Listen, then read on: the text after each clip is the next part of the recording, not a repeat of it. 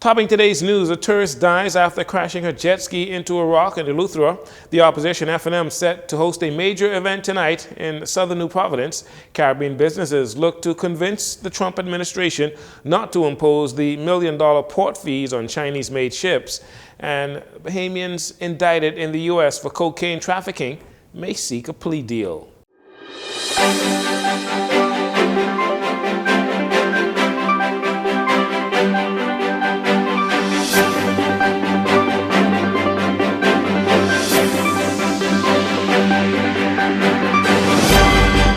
This is your JCN Evening News. I'm Jarino Saunders. Thank you so much for joining us. Police are investigating the death of a female cruise passenger who died on Saturday after crashing a jet ski into a rock at Half Moon Cay, Eleuthera. The woman, a British Czechoslovakian national, reportedly lost control of the jet ski and suffered serious injuries in that collision. She was pronounced dead at the scene by a local doctor. Officers from mainland Eleuthera traveled to the site to begin their investigations. Authorities are said to be working with cruise line officials to strengthen safety protocols for watercrafts. The Free National Movement set to have what it is calling a New Providence Southern Zone meeting tonight at the C.V. Bethel High School with potential candidates for Bamboo Town, Carmichael, Garden Hills, Golden Gates, Pinewood, and South Beach, all in attendance. Party leader Michael Pintard and Deputy Leader Shannon Dawn Cartwright are expected to be among the many speakers. Meanwhile, PLP Deputy Leader Chester Cooper was in the news on Monday saying that a second term is critical for the Davis administration to complete the many projects and programs that they have already started or are in the works. Mr. Cooper is also suggesting that the Free National Movement is not ready to govern as the party does not have a united front or a real plan for the country, something the F&M chairman Dr. Dwayne Sands rejects, saying the F&M will be united going into the 2026 elections that are fast approaching. Both major parties are expected to begin announcing candidates in the very near future. Meanwhile, the PLP, they'll be in Abaco on Friday. Former Police Chief Superintendent Elvis Curtis, Sergeant Prince Albert Simonet, and Chief Petty Officer Darren Roker of the Royal Bahamas Defense Force, along with several other Bahamians and Colombians, were indicted in the United States for allegedly smuggling tons of cocaine from Colombia through the Bahamas into the U.S. It appears as though the indicted men may be considering taking a plea deal and cooperating with the investigation in return for reduced sentences. They are charged with the conspiracy to import cocaine into the United States, along with several firearms charges. Their case was expected to be heard in the U.S. Supreme Court Southern District of New York on Wednesday this week, but has been rescheduled for sometime in May, apparently to allow the accused men to consider a plea deal that U.S. authorities believe will help bring the case to a successful close. The officers were arrested in Miami. Those are the Bahamian officers arrested in Miami in November 2024 and accused of trafficking cocaine into the U.S. since May of 2021 with the alleged support and protection of corrupt Bahamian government officials.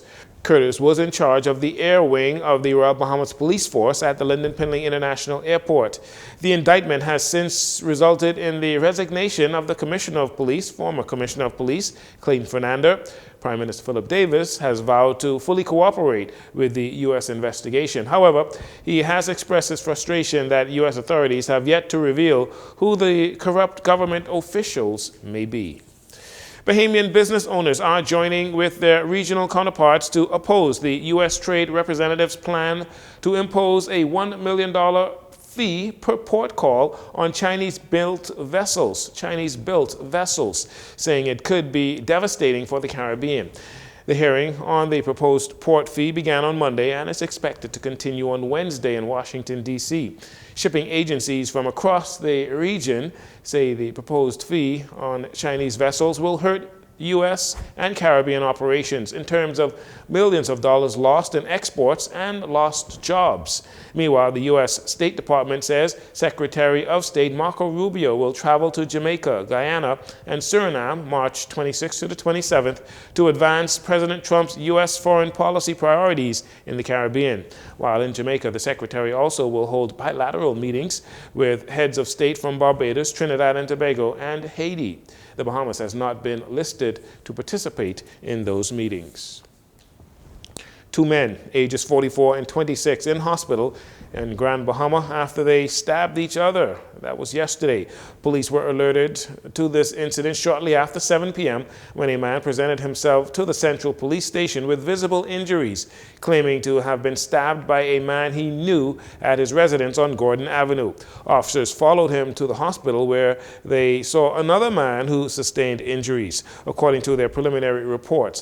One of the men returned to the Gordon Avenue residence to collect his belongings after he was asked to leave that property on Sunday. He got into a verbal physical altercation with the property owner where both men sustained multiple stab wounds about the body. They are both listed in serious but stable condition and are both likely to be charged by police. Finally, in the segment, a 45-year-old man on Abaco tried to kill himself on Monday. It took place at a residence on Guana Key. Police reports say that a woman alerted the police to the incident shortly before noon. Officers responded and discovered the victim inside the home. It is alleged that he ingested a large quantity of over-the-counter medication. He was transported to the local clinic for medical attention and further evaluation. This becomes the 8th person this year to attempt suicide. You're listening to JCN News. We'll take a break here. We'll be right back following these commercials.